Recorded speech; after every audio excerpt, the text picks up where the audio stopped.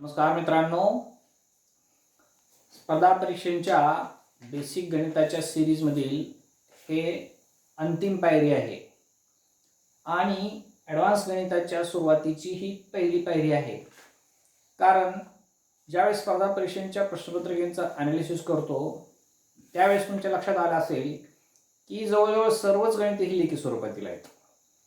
जर सर्वच गणिते लेखी स्वरूपात असतील तर तुम्हाला त्या ठिकाणी समीकरण तयार करणे आणि समीकरण सोडवणे हे क्रमप्राप्त आहे.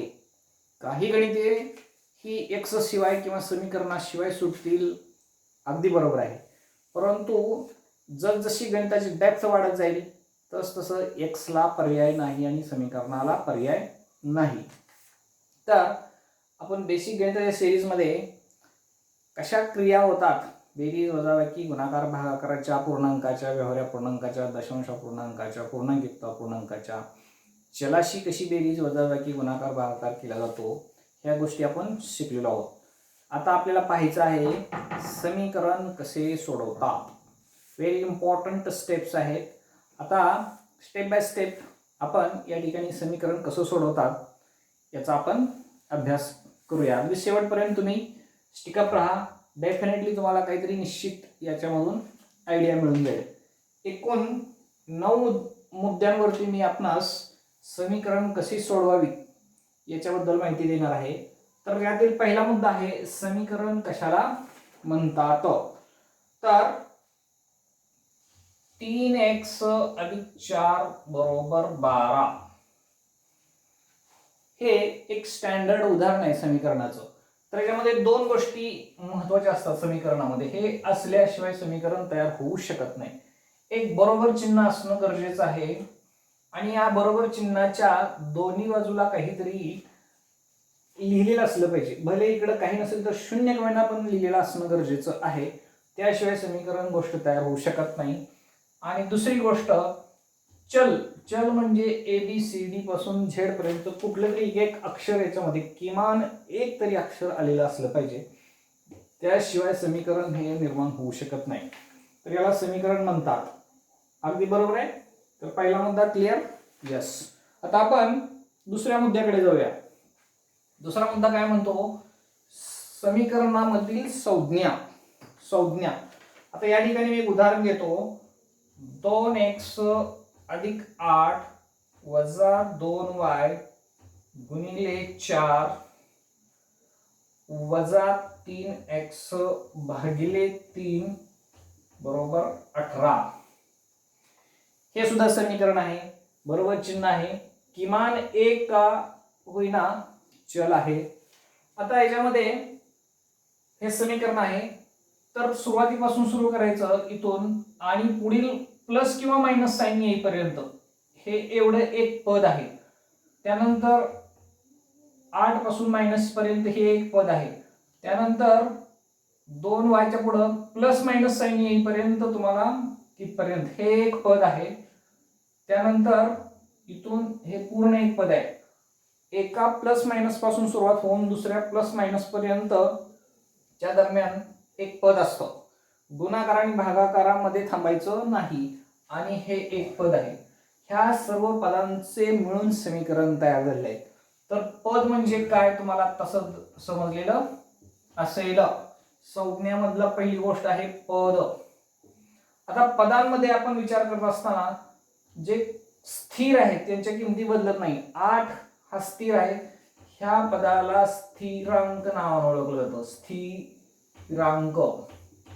आणि या ठिकाणी हे जे पद आहे याच्यामध्ये 2 घटक आहेत.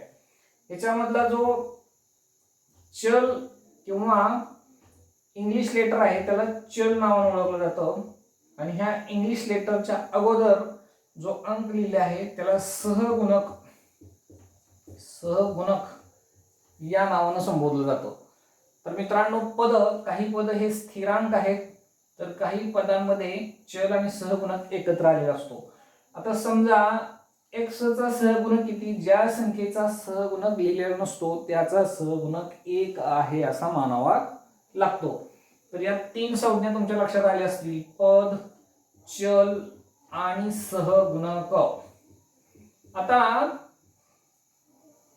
समीकरण सोडवणे म्हणजे नेमकं काय करायचं असतं. आता हे समीकरण सोडवायचं म्हणजे नेमकं काय करायचं असतं. तर नुसतं ऐकून घ्या. समीकरण सोडवणे म्हणजे काय. या समीकरणामध्ये समजा 3x - 4 बरोबर 18, तर बरोबर चिन्हाच्या एका बाजूला फक्त एकटा चल म्हणजे x आला पाहिजे आणि बाकी त्याच्या सोबतचे हे -4 असेल 3 असेल ते पलीकडच्या बाजूला गेलं पाहिजे. तर समीकरण त्यावेळेस आपण सुटले असं म्हणू शकतो.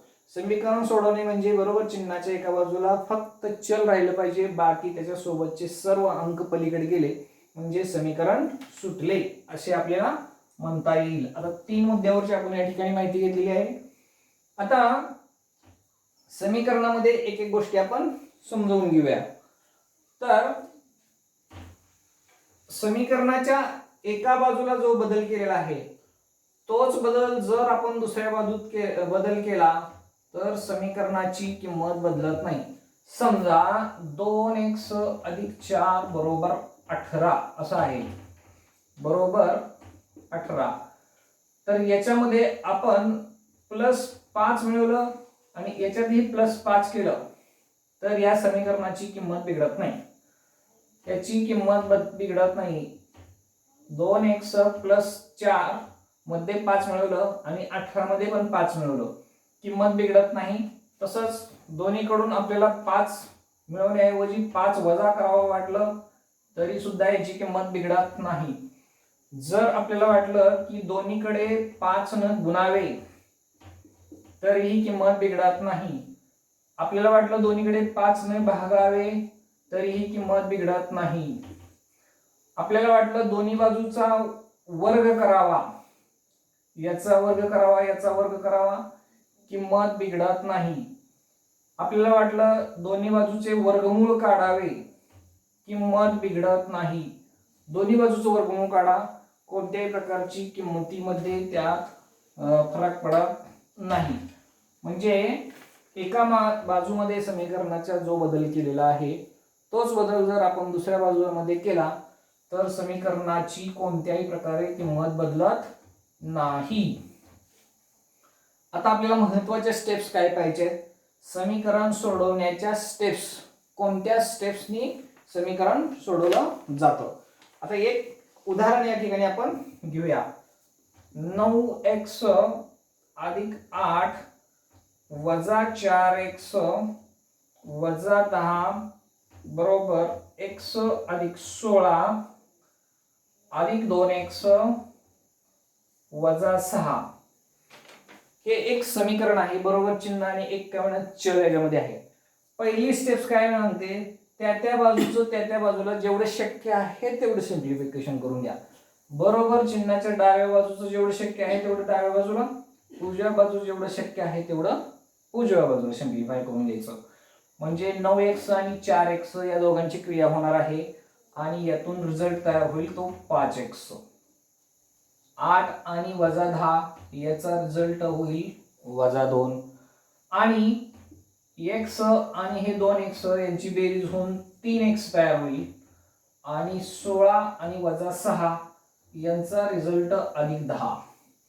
म्हणजे डाव्या बाजूचं जेवढं शक्य आहे, बरोबर चिन्हाच्या डाव्या बाजूचं डाव्या बाजूला, उजव्या बाजूचं उजव्या बाजूला जेवढं शक्य आहे तेवढं सिंप्लिफाय करून घ्या. ही झाली पहिली पायरी. दुसरी पायरी, चले एका बाजूला. आता हे 3x आणि 5x तर एका बाजूला गोळा करायचा प्रयत्न करायचा. 3x आहे ते इकडच्या बाजूला घ्यायचं. आता हे 5x जागेला ठेवूया आणि हे 3x प्लस आहेत हे मायनस म्हणून इकडच्या बाजूला येतील. म्हणजे बरोबर चिन्ह ओलांडताना प्लस संख्या मायनस म्हणून पलीकडे जात असते. आता हे -2 आहे ते पलीकडे जाताना तुम्हाला +2 म्हणून जाईल. आता या ठिकाणी तुमच्या लक्षात आलं असेल की चल एका बाजूला गोळा करत असताना संख्या एका बाजूला गोळा होतात. आता हे तुम्ही सोडू शकता. 5x - 3x 2x आणि हे 12 अशा प्रकारे. आणि x ह्या x चा 2 चा गुणाकार आहे, 2 गुणिले आहे ते तिकडं भागिले म्हणून जाईल आणि भागाकार होऊन 6 उत्तर येईल. मित्रांनो तुमच्या लक्षात आलं असेल की दुसरी स्टेप्स की चले एका बाजूला गोळा करायची, ऑटोमॅटिकली दुसरी संख्या दुसऱ्या बाजूला गोळा होतात. ही एवढी स्टेप्स ही दुसऱ्या स्टेप्स मध्ये तुम्हाला करावी लागेल. आता तिसरी स्टेप्स ऑलरेडी या ठिकाणी आपण सॉल्व्ह केली होती. अजून एक उदाहरण घेऊन आपण तिसरी स्टेप्स काय आहे ते पाहूया.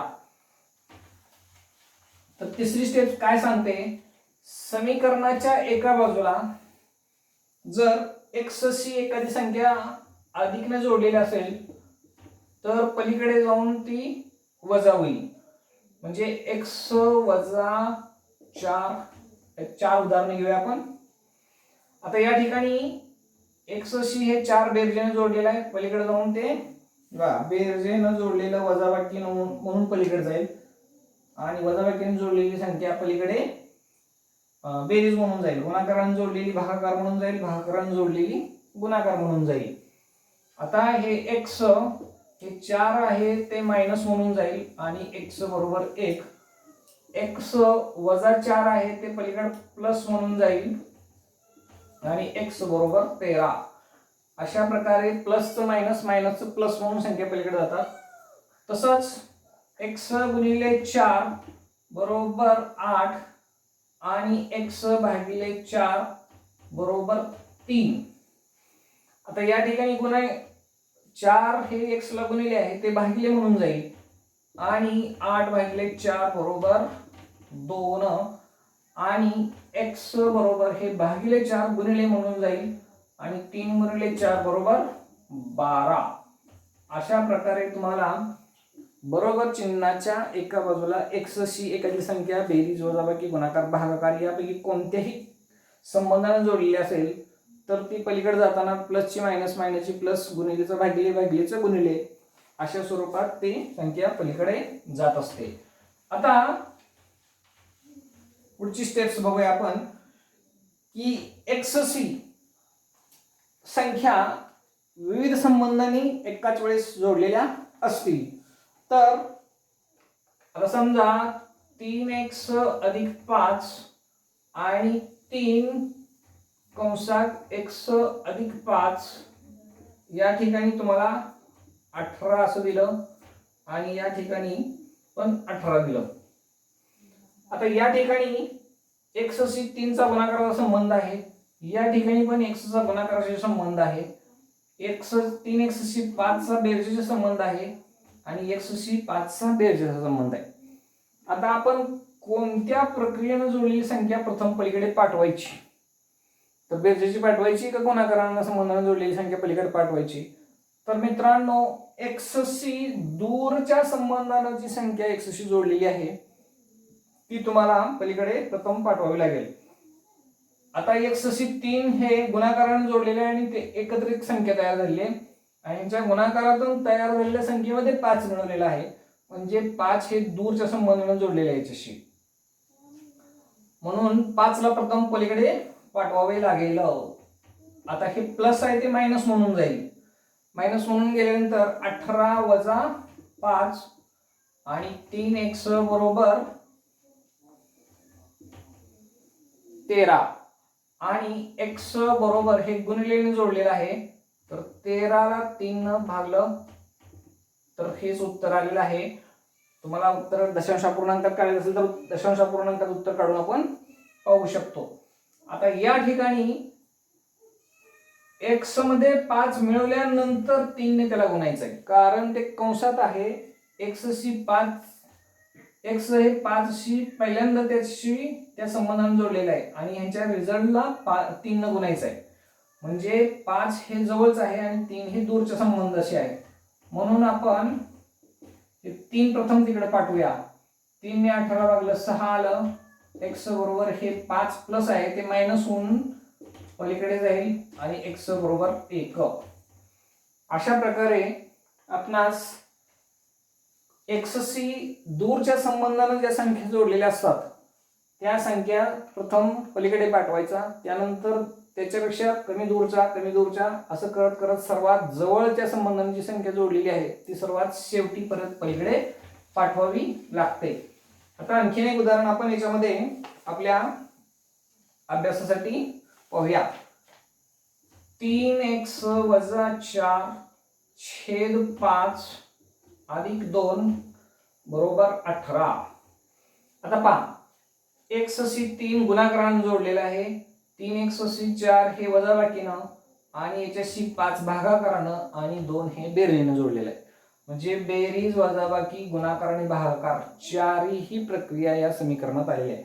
आता बेरजेनं, वजाबाकीनं, गुणाकारानं, भागाकारानं ज्या संख्या जोडले, सर्वात प्रथम कोणत्या क्रियेने जोडलेली संख्या पलीकडे पाठवायची, तर सर्वात दूरच्या संबंधानं. तर 2 हे या संख्येत मिळवलेलं आहे, म्हणजे याचा जो काही रिझल्ट येईल त्यात 2 मिळवलेला आहे. म्हणजे 2 हे सगळ्यात शेवटी ह्याच्यात मिळवावं लागतं, म्हणून सर्वप्रथम 2 ला पलीकडे जावे लागेल आणि ते मायनस म्हणून जाईल आणि मायनस झाल्यानंतर इथं आलं 16. आता 5 ने ह्या 3x वजा 4 ला भागलेला आहे, म्हणजे यांचा जो काही रिझल्ट येईल त्याला 5 ने भागलेला आहे, म्हणजे 5 हे त्याच्याशी दूरच्या संबंधाने जोडलेलं आहे. 3x वजा 4 हे भागिले 5 गुणिले म्हणून जाईल आणि गुणाकार होऊन 80 या ठिकाणी येईल. आता 3x वजा 4 याच्यामध्ये 4 हे 3x न जी संख्या तयार होईल त्यातून वजा करावं लागणार आहे, म्हणजे 4 हे दूरच्या संबंधाने जोडलेलं आहे, हे ऍडिशन म्हणून तिकडे जाईल आणि 84 तयार होईल. आणि सर्वात शेवटी 3 हे याच्याशी गुणाकाराने जोडलेले ते भागाकार म्हणून पलीकडे जाईल आणि 3 दुणे 6 आणि 3 8 24. अशा प्रकारे तुम्हाला समीकरणे सोडवताना स्टेप्स फॉलो करणं गरजेचे आहेत. कोणकोणत्या स्टेप्स मी या ठिकाणी लिहिल्या आहेत, या स्टेप्सनी तुम्ही जर समीकरण सोडवण्याचा प्रयत्न केला तर निश्चितपणे याच्यामध्ये चुका होणार नाहीत. आता 6वा, 7वा आणि 8वा मुद्दा आपण स्टडी करूया. तर 6वा मुद्दा काय सांगतो, व्यवहार्य अपूर्णांक. समजा या ठिकाणी x अधिक 2 छेद 4 बरोबर x अधिक 3 छेद 5 असं लिहिलेलं आहे. व्यवस्थित लक्षात घ्या, बरोबर चिन्ह आहे आणि अंश छेद दोन्हीकडे व्यवहार्य अपूर्णांक आहेत. अशा वेळेस तुम्ही तिरकस गुणाकार करून यांचे छेद तुम्ही नष्ट करू शकता, तिरकस गुणाकार करू शकता. 5 न x ला गुणलं 5x, 5 न 2 ला गुणलं 10, 4x अधिक 12. ओके, आता सगळे छेद गायब झाले, आपल्या नॉर्मल इक्वेशन सारखं हे इक्वेशन तयार झालेलं आहे. चले एका बाजूला गोळा करूया. हे 4x इकडे आलं तर ते मायनस म्हणून आणि हे इकडे आल्यानंतर हे मायनस म्हणून. चले एका बाजूला गोळा झाली की संख्या एका बाजूला, स्थिरांक एका बाजूला गोळा होतात आणि यांची वजाबाकी होईल x बरोबर 2. अतिशय सोपा आहे. त्यानंतर दोन्ही बाजूचे अंश किंवा छेद समान असतील तर आता दोन्ही बाजूचे अंश किंवा छेद समान असतील तर कशा प्रकारे गणित सोडवायचं ते पाहूया. उदाहरणार्थ 3x वजा 5 छेद 2m बरोबर x वजा 3 छेद 2m. या ठिकाणी तुम्ही तिरकस गुणाकार करण्याऐवजी दोन्हीकडचे छेद जर ऑब्झर्व केले सेम आहेत, हे छेद तुम्ही कट करून अंश इक्वल अंश दाखवू शकता. बरोबर x वजा 3. हे जर आपल्याला असं करता आलं तर आपण अतिशय उत्तराच्या जवळ पटकन पोहोचू शकतो. आता हे x इकडे आल्यानंतर मायनस होईल आणि 2x तयार होईल आणि हे इकडे गेल्यानंतर प्लस तयार होईल आणि 2 तयार होईल आणि x बरोबर 1. अशा प्रकारे आपणास या x ची व्हॅल्यू तात्काळ काढणं शक्य आहे. अंश जर समान असेल तरी अंश कॅन्सल करून टाकायचे आणि छेद इक्वल छेद दाखवून तुम्ही जर समीकरण सोडवलं तरी सुद्धा चालतंय. आता 8वा मुद्दा काय सांगतो, वर्गमूळ.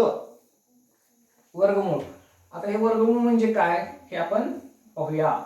बऱ्याच वेळा अशी अडचण येते की वर्गमुळात संख्या घातलेली असते x अधिक 6 बरोबर 8. आता आपल्याला x ची किंमत विचारलेली आहे आणि हे 6 ला तर पलीकडे पाठवायचं असते x ची किंमत काढायची असेल तर, पण ते वर्गमुळाच्या खाली आहे, त्यामुळं त्या एक्सला आपल्याला पाठवता येत नाही पलीकडे. अगोदर हे वर्गमूळाचं चिन्ह हटवावं लागतं आणि हे वर्गमूळ चिन्ह हटवायचं असेल तर याचं वर्गमूळ काढायला पाहिजे, पण याचं काही वर्गमूळ निघत नाही. अशा वेळेस आपण दोन्ही बाजूचे वर्ग करू. दोन्ही बाजूंचे वर्ग करा. आता या बाजूचा वर्ग केला की वर्गमूळ चिन्ह आणि वर्ग दोघं एकमेकाला कॅन्सल होतात आणि या बाजूचा वर्ग होईल 64 आणि x बरोबर आता आपल्याला हे 6 प्लस आहे ते मायनस म्हणून पलीकडे जाईल आणि x बरोबर 58 हे उत्तर येईल.